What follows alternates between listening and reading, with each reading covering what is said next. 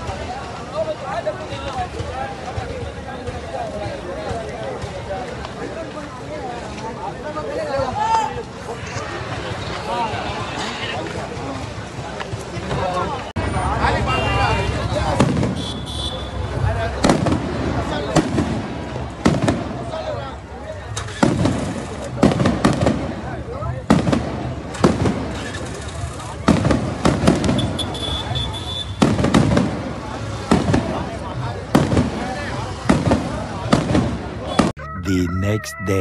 ఇప్పుడైతే నేను ఇంటి దగ్గర నుంచి అయితే షాప్కి అయితే వచ్చినాయి. ఇప్పుడు ప్రజెంట్ టైం వచ్చేసి 8 అయితే అవుతుంది. అది ఎందుకు వచ్చినా అంటే 3 ప్రింట్లు ఉన్నాయి.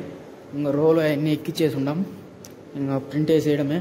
అవి 3 చిన్నట్టే 4 ఫీట్ ఇది అయితే 4కి 8 2 4 2 3 4కి 6 ఒకటి ఆ 3 ఇచ్చేసి ఇంకా ఇంటికి అయితే పోతా.